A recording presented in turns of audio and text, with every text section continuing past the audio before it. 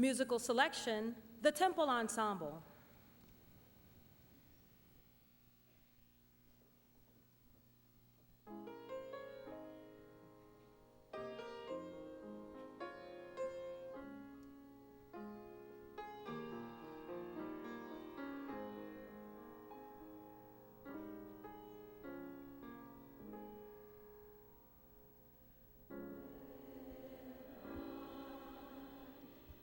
Come into his presence.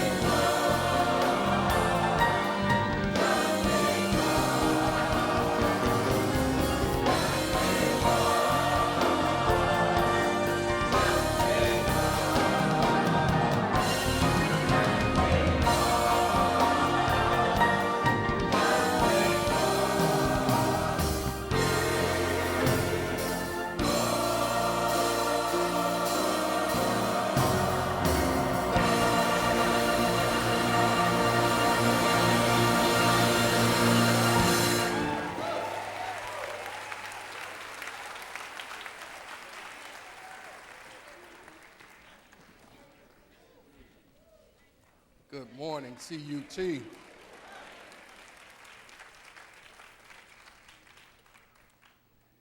there anyone here who is thankful, grateful, has a spirit of worship, a spirit of praise, and for no other reason than just because to be a people brought forth from a God who knows how to take care of every need just because. Saint or sinner, bound or free, given everything that you need for no particular reason, just because. Let's give it up for God today.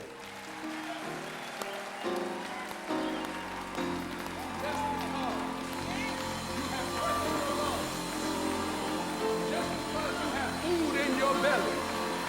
Just because you have a place to lay your head, just because you have a reasonable portion of your right mind, just because the people who don't like you can't do anything to stop you, just because your right relationship or your right job or your prosperity breakthrough is right at your fingertips, just because the pain that you feel in your body before this moment you don't feel right now.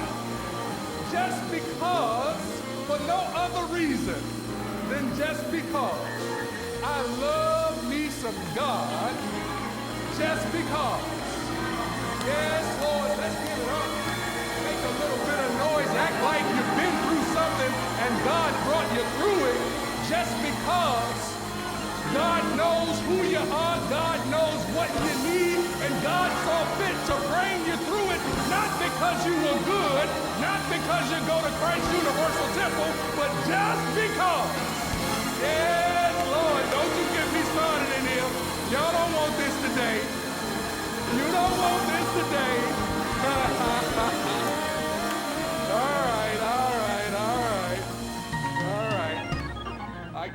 I got that Baptist thing up out me just now. I'm good.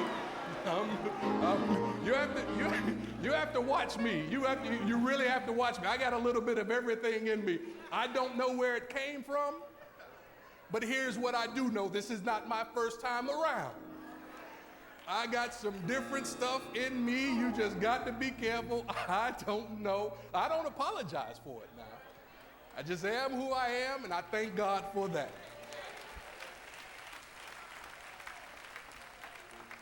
I'm excited about being here with you today. You all are phenomenal. I love my church. Do you love your church? I love this fantastic choir back here. Let's give it up for the Temple Ensemble. I love the ministry that they provide to us.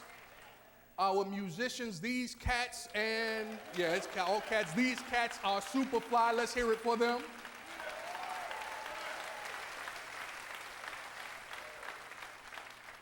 I fall in love easily.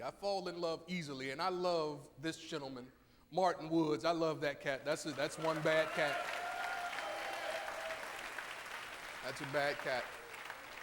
And we have directing and holding things down, Mr. Monte Filon.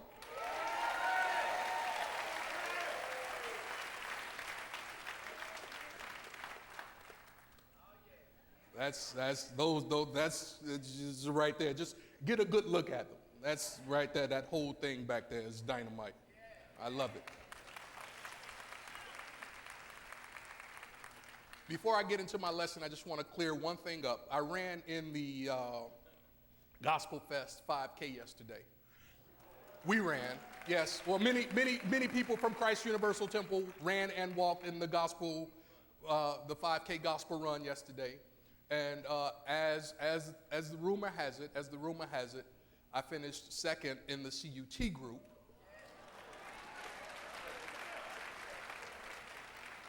The first place finisher was Christina Jackson, the wife of our Youth Sunday speaker, Gavin Jackson, attorney Christina Jackson.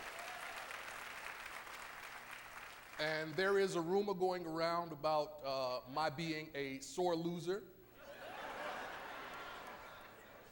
And I don't know that that's true, but I do know that Gavin Jackson is no longer the speaker for Youth Sunday.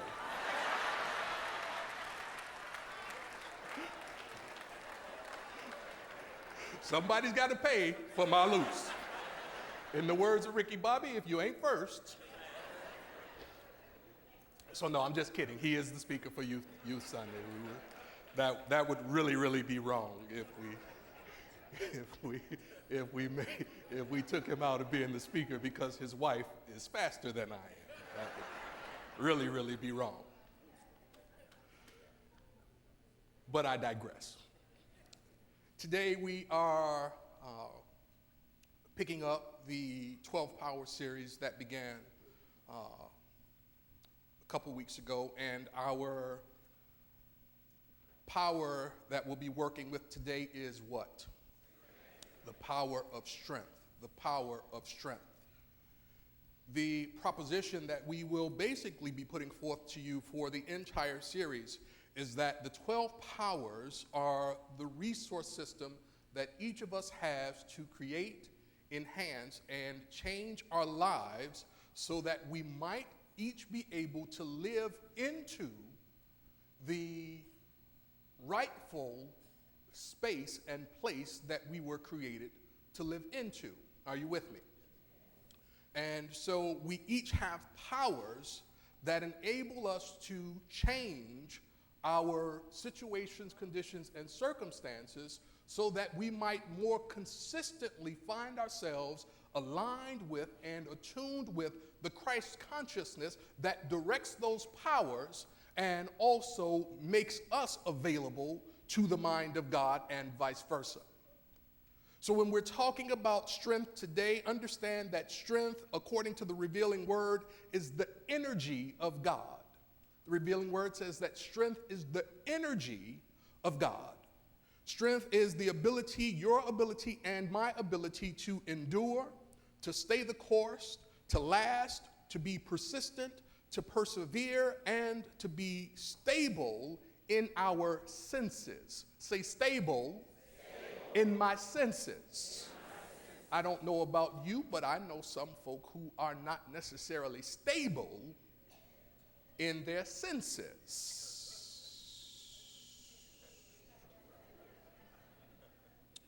But strength is our ability to stick to it. Many of us break down just before the breakthrough. And so as we look at strength today, strength is also freedom, say freedom, from weakness. Strength is our stability of character. Strength is our ability to withstand temptation. And strength is our capacity to accomplish. Strength is represented by the disciple Andrew. The location that Charles Fillmore gives us is that it is positioned at the small of the back. And the color for strength is what?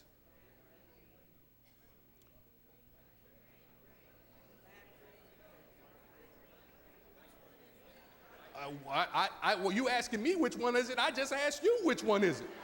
And I'm hearing about 4 or 5 different answers. Hold on, everybody be quiet. Strength is, well, what month does strength represent? All right, March is the month for strength. Andrew is the disciple for strength. The color for strength is, say it loud over here so that they can hear you, light green.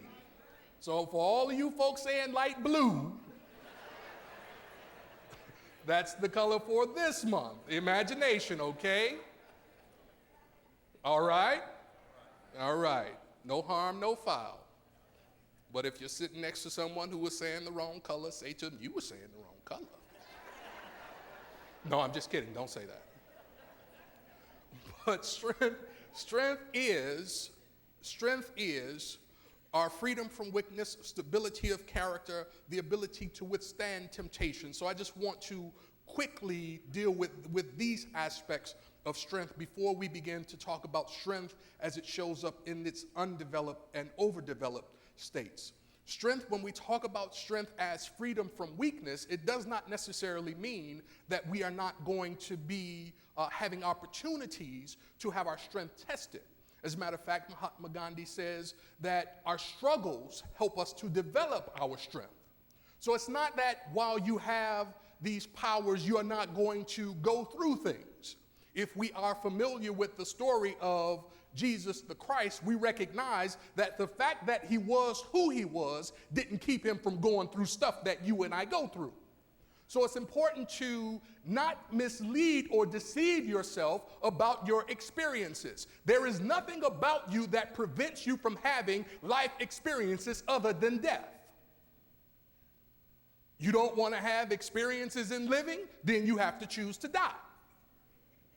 But as long as you're alive, you're going to go through some stuff. It's just par for the course. But when you understand the struggle, you can pull the lesson and get the blessing out of the struggle. Each and every struggle that comes to you may test your weakest points, but it can also help you build your strength if you rightly pull out the lessons and begin to appropriate them. For many of us, the challenge is we go through stuff and never become better based upon what we've been through. That's not wise. When we talk about strength as stability of character, there are three essential traits of character that I want to talk about. The first trait is the trait of integrity. Say integrity. Integrity is the value you place on yourself, as we're talking about it as it relates to this particular power. Integrity is the value that you place on you. What that says to us is that in order to be integral or in order to be whole, we should never expect someone else to give us that which we are not recognizing in ourselves. If you intend to leverage your strength, you have to know who you are and whose you are. There is nothing outside of you that makes you who you are and whose you are. The value that you possess was given to you from on high, and here's the good news, nobody can take it away. You can't cheat yourself out of your true value. You can't lie yourself out of your true value. You can't deceive yourself out of your true value. You can love yourself into the right awareness of your true value, but nobody can take from you what you already are. You don't need anybody to make you whole. You only need to recognize who you are and whose you are and to project that out into the universe so that when folk pick up the book called you, they read it the right way. But you have to understand the value that you bring to the experience. If you don't understand your value, you will let people mishandle you. People take their direction, they take their instructions from us. And if I don't know my value, I will lay down in places that I have no business being. No, I ain't going there. Relax. You ready? Get right there. But instead, I'm going to go to the prodigal son. Because we see the prodigal son in a place that he has no business being. We see the prodigal son in the pig pen, surrounded by slop, surrounded by smells, surrounded by mess, but the prodigal son really has no place there. A king has a kingdom, not a pig pen, to help the king or the queen understand where they belong. See, but you can't expect the pigs to show you your whole value. Integrity is an important trait in character. The second trait is maturity. Write this down. Maturity. When we're talking about maturity as it relates to character, maturity gives you the ability to be confident in other people and courageous in yourself. When you have maturity, You can hold your position without making somebody else wrong for their position. When you understand, as a matter of fact, let me put it to you this way because I love the way she said it. She summed it up really, really well. Aretha Franklin, when talking about maturity as it relates to strength and character, she put it into one word.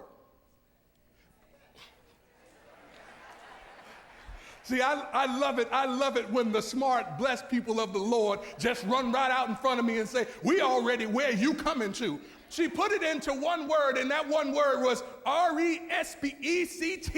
Find out what it means to me. R-E-S-P-E-C-T.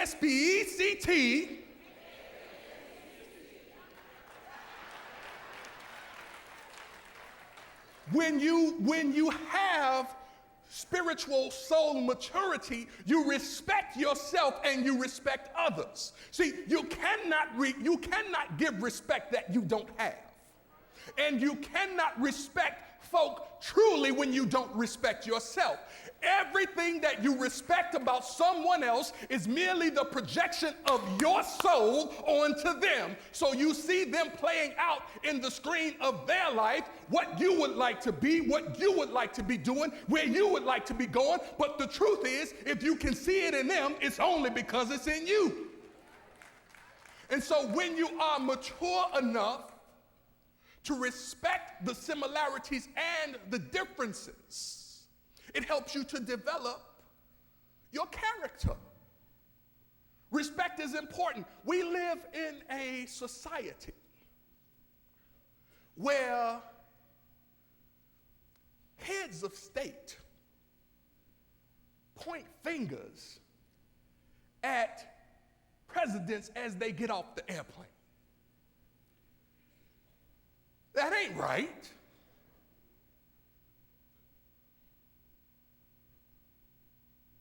You still with me?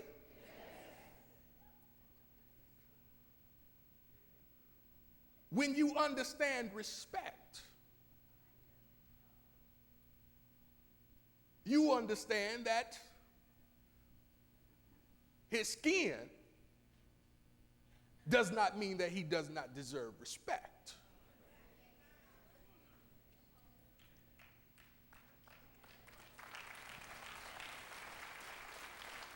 There is a certain amount of respect that just comes from showing up as he shows up.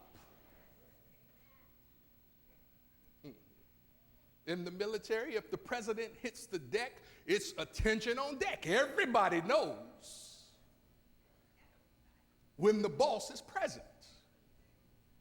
Sometimes respect shows up in how children don't know how to talk to their parents. And in that case, it's a lack. We're going to keep going. We're still talking about character. Character shows up, character shows up, character shows up. The third trait of character is an abundance consciousness. Say abundance consciousness. When you have the awareness that there is plenty to spare and to share, you don't have to be busy trying to get what is not yours from someone else. See, an abundance consciousness recognizes that the source is not limited, but instead that the source is all that is. And when you have an abundance consciousness, it can help you develop your character because you can stop being scared when it's time to be strong.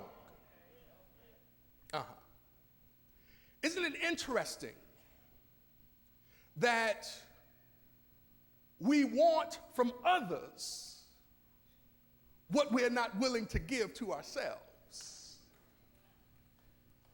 Strength is serious. One writer says that greatness lies not in being strong, but in the right use of the strength. When you have an abundance consciousness, it gives you the ability to rightly apply your thinking in a way that enables you to attract into your life everything that you need. But now strength is not always strong. Strength is not always hard. Strength is not always something that's impenetrable. During World War I, the British fighter pilots came into a very enlightening development. What they discovered was that by wrapping their heads with silk, the silk would serve as a better protector of the low velocity shrapnel when their planes were shot up. And in discovering that the silk responded better than the steel did, it gives us some insight into how sometimes you just can be gentle with a situation and begin to change it. See, sometimes you have to be tender with a situation and begin to change it. Sometimes you got to be soft with a situation and begin to change it. When you understand how to leverage your feminine nature, you can change what is a hard experience and change it into a soft experience. So strength is not really a faculty of the strong man. Strength is really an aspect of the woman nature.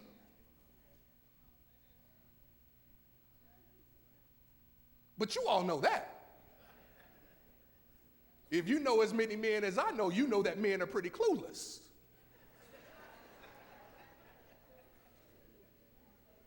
Why y'all looking at me like that? You don't know that? You say, your man not clueless? My man not clueless. I don't know what you're talking about. My man knows stuff. Whatever.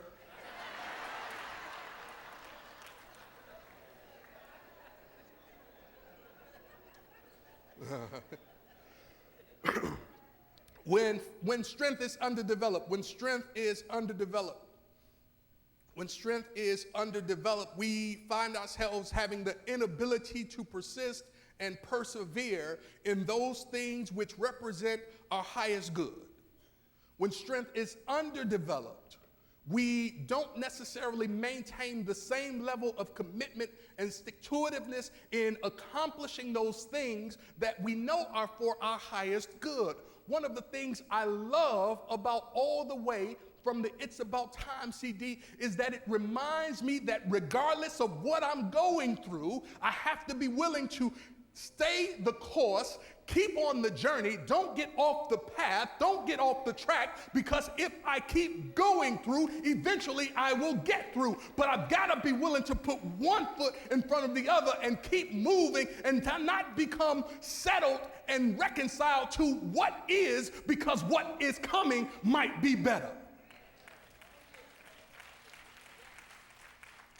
When we have underdeveloped strength, our character is unstable. So those three traits that I gave you, we find ourselves being immature when what the situation calls for is maturity.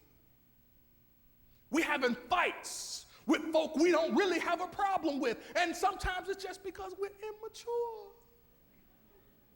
Here is the quandary. You can be up in years and still be, I wasn't going to say it, I was going to let you say it.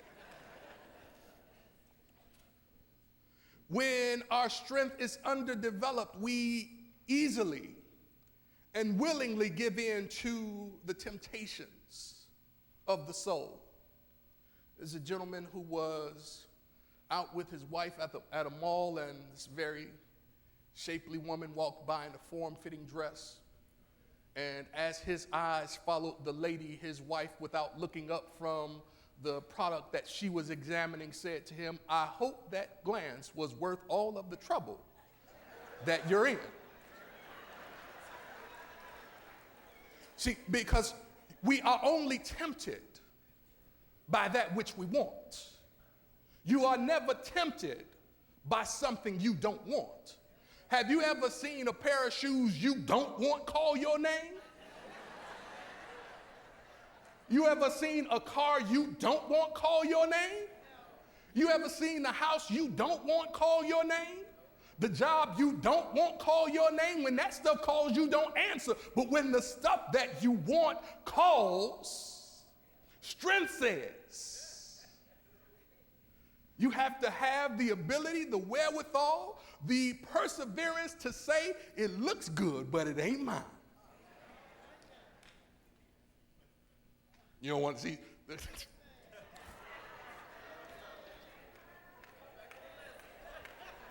Because he's about to get into folks' stuff, and we don't want anybody. This is church. We don't want folks to be uncomfortable in church. I mean, we do, but we don't. Right? The discomfort is sometimes a discontent that says to you it's time to do better. When our strength is overdeveloped, we find ourselves being stubborn. When our strength is overdeveloped, we find ourselves being unnecessarily forceful. I think a wonderful example of overdeveloped strength is Jacob, the son of Isaac, the brother of Esau. Jacob had an uncanny ability to be unnecessarily or unduly forceful in situations that he was having. You might recall Jacob's birthright. How did Jacob get his birthright? He stole it from his brother. Jacob wound up with some goats and some sheep from Laban. How did he get many of those goats and sheep? He basically stole them from Laban. Jacob is so gangster in his stubbornness that he decided he's going to wrestle with the angel until the angel decided to bless him. Now, I don't know about you, but it is in my book taking a heavenly host and holding the heavenly host until the heavenly host blesses you is a hostage situation. Right? If you hold somebody against their will, that's a hostage. And so we see in Jacob strength that is overdeveloped and stubborn and insisting upon being blessed. Now, there is a blessing in there for Jacob, but it's not the angel's responsibility to give it to you until you can handle it. I'm saying something to you right there. Sometimes we're praying for stuff, we're thinking for stuff, we're wanting for stuff, and our soul just is not ready for the things that we're asking for. And oftentimes it's not until you're on the other side of having it that you realize you weren't ready yet. So strength gives us the ability to persevere, but not to press on beyond where we should. Overdeveloped strength can be a challenge. So how do we apply strength? How do we apply strength? How do we apply strength rightly? We rightly apply strength through our ability to remain committed to the ideas of God. We rightly apply strength by developing an understanding of truth. See, we are always our strongest when we consciously and intentionally maintain that connection with God. When's the last time you prayed? Don't answer. When is the last time you meditated? Don't answer. When is the last time you sat in the silence so that you could allow the voice of God to speak into your soul what it is you should do today? Don't answer. Because when we rightly use strength, we stay connected in ways that are beyond our physical wherewithal. Are you still with me? Strength, rightly applied, is our knowing application of the principles. Strength enables us to persist in prayer, to build a stronger and stronger faith in our spiritual nature and the activity of God, and to do the things that need to be done in order to create, enhance, and change our lives. A story is told about a young boy and his mother in Colorado. And as his mother was preparing to take him to school on an early morning, a furious storm came through. And along with the storm came some heavy rains and some high winds. This 9-year-old boy was in his car, and treacherous road conditions wound up sending the car off the road. As the car skidded, it spun out of control, went off the road. It rolled over several times and then came to rest upside down in a ditch filled with water. Now, fortunately for both the mother and the son, they were wearing seatbelts. The mother suffered a blow to the head, but she remained conscious. The little boy was unharmed. He was startled, but he was all right.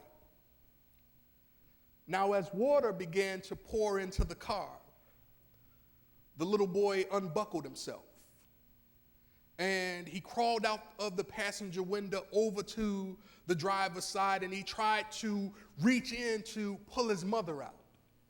And as he was struggling to get inside to unbuckle her seatbelt, once he finally got her loose, then he had the challenge of pulling her from the car, not knowing if there was danger of the car exploding.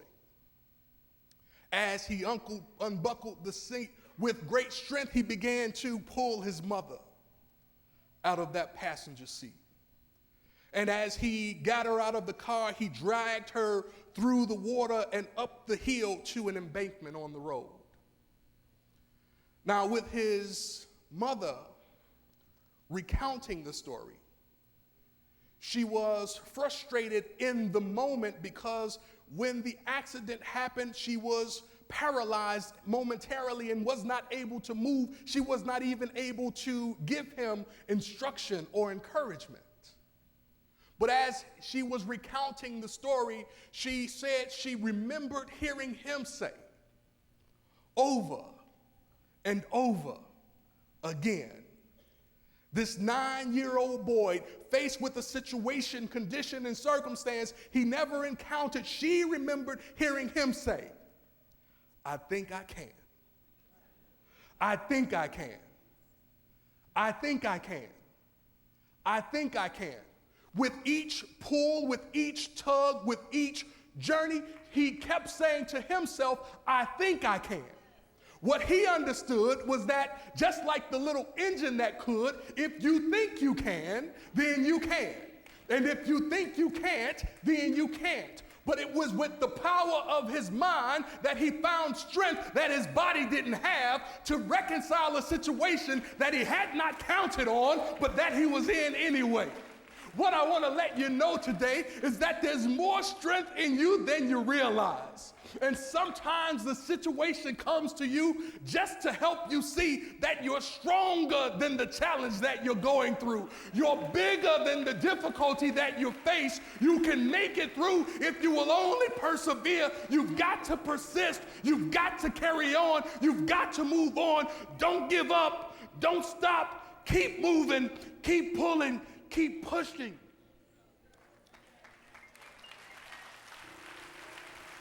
There is strength in you that you haven't even tapped into yet. And once you do, you will find yourself doing these things and the greater things that Jesus said you can do. God bless you.